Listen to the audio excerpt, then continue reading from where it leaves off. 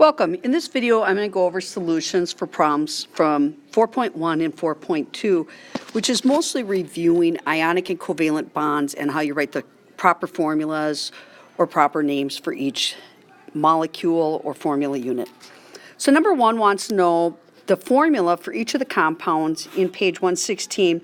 So on the left, they're giving you a polyatomic ion with its charge. And then on the right, they've combined that with a metal. So your job is to look up the charge on the metal and then come up with a compound for it. Now, number one is going to be PbNO3, and they don't give you an oxidation number for Pb. So I'm going to go with an oxidation number of 2, which is the most common for lead. Typically in the name, because it's a polyatomic or because it's a transition metal, there should be a Roman numeral there giving you an indication. So if you went with PbNO3 4, I don't think IB could count it wrong because they're the ones who lack the information there. Just like they do with copper a little further down. Barium hydroxide, barium's a +2, so this one will be Ba and then OH parentheses 2, since OH is just a -1. Potassium hydrogen carbonate, potassium gives 1, and the hydrogen carbonate takes that 1, so just KHCO3. And magnesium carbonate, magnesium gives 2, carbonate takes 2, so just a 1-to-1, MgCO3. Copper sulfate, again, you don't know if it's copper 1 or copper 2. Both are fairly common. I would go with it being copper 2 just because it makes my life easier, and write CuSO4. Calcium phosphate, now I have calcium giving up 2 and phosphate needing 3, so my least common multiple is 6, so I'm going to need Ca3, PO4, parentheses 2. And finally, ammonium chloride will just be 1-to-1 or NH4Cl. Question number 2 is similar. Write the formula for the following compounds. So again, you're really just crisscrossing and simplifying because it's about balancing the electrons lost with the electrons gained. There has to be an equal transfer of electrons since matter can't be created or destroyed. So 2A, potassium bromide, I've got a +1 and a -1, so just KBr. B, zinc oxide, again, I'm going to assume it's just a +2 oxidation state since none was given with my transition metal, so zinc oxide would be ZNO. C, the sodium sulfate, I'll need 2 sodiums since they only give up 1, Na2SO4. D, copper bromide, this time they do tell me it's copper 2, so this would be CuBr2. Chromium 3 sulfate means I'm going to need 2 chromium and 3 sulfates to transfer 6 electrons, so Cr2SO4 3.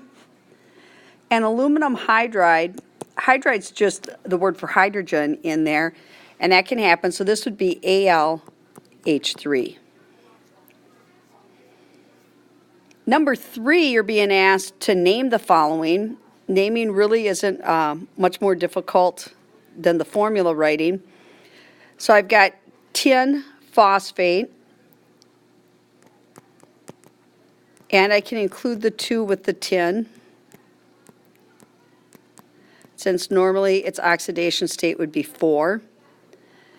B, I've got titanium sulfate, and again, I need to include the 2, so titanium 2 sulfate. For letter, oh, I'm sorry, that's actually titanium 4 now that I look at it because sulfate needs 2.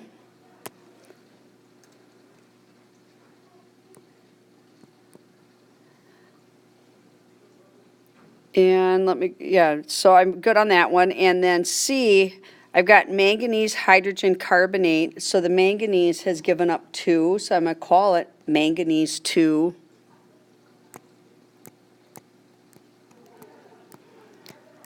Manganese, Roman numeral 2, and that was hydrogen carbonate with it.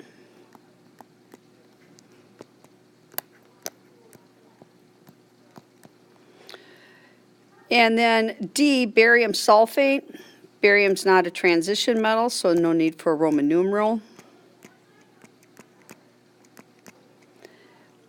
And then mercury is a transition metal.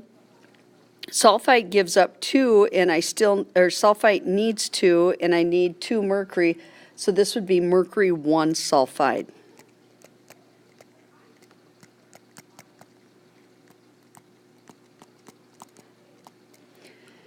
And then number 4 asks, it says, what are the charges on the positive ions in each of the compounds above?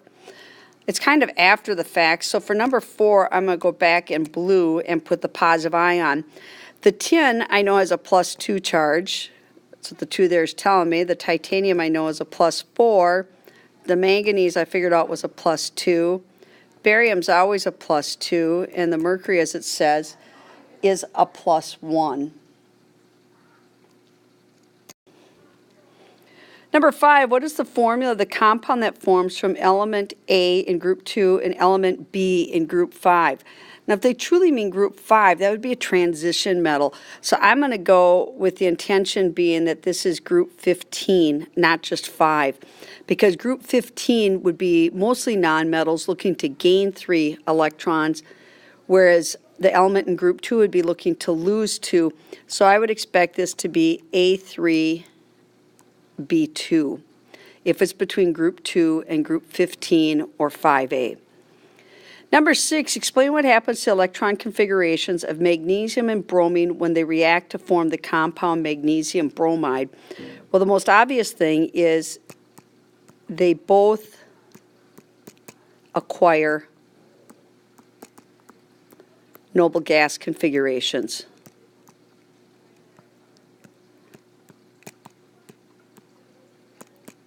And depending upon how many marks they told you this would be worth, magnesium loses 2 electrons. And those last 2 electrons are from the 3rd shell to leave 2 full energy levels, or a configuration like neon. Be the noble gas, and the bromine gains 1 electron each because it'd be MgBr2, and that fills the 4th energy level.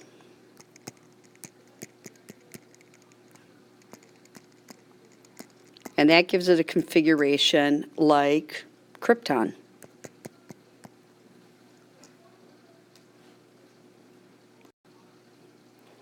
Number 7, which fluoride is the most ionic? Okay, well, the nice thing is it's all fluorine, so what you're looking for is which one would have the biggest difference in electronegativity. And you can either pull out your chart, or since this is multiple choice, they're expecting you to do it quickly. So there should be a quicker way to do it, and there is. Look for which of those metals is closer to the lower left. Sodium, cesium is much closer to the bottom left, magnesium, or barium. So cesium and barium are both down in family 6, but cesium is going to be even bigger than barium because it's in group 1 instead of group 2. So I would go with B, CSF being the most ionic bond, or the biggest difference in electronegativity. Number 8, which pair of elements reacts most readily? So I'm really comparing my metals, lithium and potassium, to see which one is larger and looser. And that would be potassium because it's a level 4 versus lithium a level 1, and they're both family 1. And then bromine and chlorine, I'm looking for the smaller one, and chlorine is smaller since it's higher and tighter. So that means potassium and chlorine, or D, would be the most reactive. You're given 2 white solids and told that only one of them is an ionic compound. Describe 3 tests you could carry out to determine which it is. Well, one test would be the melting point. Ionic is going to be very high. And the other substance I would assume is covalent. Covalent will be much lower. It's not going to be a metal because metals aren't white solids. So we're really deciding if it's ionic or covalent. I could look at the solubility. Ionic should be more soluble, highly soluble in water. Covalent may or may not be, but ionic will be for sure. You could also test it in hexane, because it won't dissolve in hexane. And then the third one would be the conductivity as both a solid and a liquid, so molten and solid. As a solid, it's going to be poor. And as a liquid or dissolved in water, aqueous, it'll be good. Number 10, which substance contains only ionic bonds? This one's a little bit tricky because when you look at it, these all appear to be ionic compounds because they all have a polyatomic ion on the end, NO3, PO4, NH4 on the beginning. Those are polyatomic ions, but polyatomic ions are covalently bonded. So only D, even though they all have ionic bonds, the only one with only ionic bonds is D. Which of the following molecules contains the shortest bond between carbon and oxygen? So you have to draw each of these. CO2, you're going to end up with 2 double bonds. CH3, now we haven't done organic yet, but when you see H3CO, CH3, it's telling you that you've got an oxygen between 2 CH3 groups. So you just kind of read it from left to right and draw it in that fashion. CO is going to end up being double or triple bonded because I'm going to have 2 lone pairs here then to finish it off. Over here I'd have 2 lone pair on each oxygen. And then CH3COOH, again, we haven't done organic yet, so it'll be a lot easier once we do. But if I draw the CH3 and then I have a COOH, it almost looks like it would be this. In reality, it's actually, oops, I don't want that. I want my eraser. Reality, it's actually an OH group and then a double bonded O. But it really doesn't matter because I only have 1 triple bond with the CO, so C would be my shortest bond or my strongest bond. In number 12, for each of the molecules, you're supposed to identify any bonds and label them using the plus and minus, and it's actually the partially positive, partially negative sign appropriately. So with HBr, if you look up the electronegativity, you'll see that Br is more electronegative, so it'll pull the electrons that way, making it negative, and H positive. CO2, there's actually 2 bonds, but they're identical. They're both double bonded. And in each case, the electrons will be pulled toward the oxygen more and spend less time with the carbon, so it's going to be plus and minus. And you're maybe noticing a pattern here that the first one is typically the less electronegative. The second one should be the more electronegative. In the case of O2, they're both the same, so there's no polarity. And again, with NH3, even though there's 3 bonds, all 3 are going to favor the hydrogen being more electronegative. In number 13, use electronegativity values in section 8 of the IB booklet to predict which bond in the following pairs is more polar. Well, in the case of carbon with hydrogen and carbon with chlorine, I've got carbon at 2.6, whereas the hydrogen's at 2.2 and the chlorine's at 3.2. So whether you do the math or not, you should see that it's the CCl that's got the greater difference, just slightly, but still the greater difference. With SiLi or SiCl, Si is 1.9 in each case, and with the Li, it is 1.0, and with the Cl, it's 3.2, so my greater difference is going to be with SiCl2. On letter C, the nitrogen is 3. With Cl, it's 3.2, but with magnesium, it's 1.3. So NMG is going to be my greater difference. On the practice problems, question 1 wants to know which bonds are arranged in order of increasing polarity. Well, I've got hydrogen bonding with the different halogens, and so the hydrogen's irrelevant. It's really what's the polarity or the electronegativity of the halogens. Fluorine's the greatest, then chlorine, then bromine, then iodine. Exactly the order that they fall in the family, because they're going from smaller to bigger.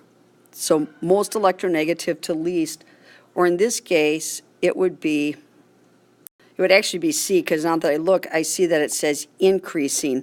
So from least to greatest would be just the reverse, or C. Iodine's the least, then bromine, then chlorine, then fluorine. Number 2, which row correctly describes the bonding type and melting point of carbon and carbon dioxide? Carbon is a covalent bond, but it's got a very high melting point because it's a giant covalent bond. Carbon dioxide is also a covalent bond, but it has a very low melting point, which is why it's a gas at room temperature. So A would be the correct choice. Anytime you think about pure carbon, think about diamonds. I know that not all pure carbon is diamonds, but it'll help you remember just how strong a bond it is and how high a melting point pure carbon can have. Number 6, a group 2 element, A, forms a compound with a group 17 element, B. What's the most likely formula and type of bonding? So element A is going to have 2 electrons to lose. Group 17 is going to have 7 electrons or be looking to gain 1. So I would expect it to be AB2. And because I have a metal and a nonmetal, I would expect it to be ionic. So letter B. 7, which structure below contains at least 1 double bond? So you're just going to have to draw these. N2 is actually a triple bond. O2's got at least 1 double bond. And CO2 has 2 double bonds. So C would be my best choice, 2 and 3. Number 9, which compound is most ionic? Remember, it's a continuum, 0 being no ionic character, and then typically from about 0.4, 0 to 0.4 is mostly covalent, somewhat ionic, and then 0.4 to around 1.5, 1.6, 1.7, that's where it's considered the cutoff for ionic. So you're looking for the biggest difference in electronegativity. So if you just do the math with your electronegativity chart, you should come up with B, KF, having the biggest difference. Letter 10, or number 10, which of the following molecules is polar? I can eliminate Cl2 because it's got nonpolar bonds. So then with the other 3, I've got polar bonds, so I have to look at the structure. CCl4 seems like a good bet that it's tetrahedral, so that's not going to be polar.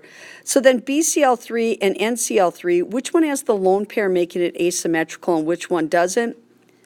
NCl3 will have a lone pair since it's got 5 electrons, bonds the 3 unpaired ones. BCl3 only has the 3 electrons and only forms the 3 bonds because it's too small to form the double bond. So C, NCl3 would be my polar molecule, even though 3 of them have polar bonds. And number 13, which substance would be expected to have the lowest electrical conductivity? So conductivity, aluminum solid would definitely be conductive because it's a metal. Al2O3, that's an ionic substance and it's in the liquid state, so I'd expect that to be conductive. MgCl2 is an ionic compound and it's in the aqueous state, so I'd expect that to be conductive.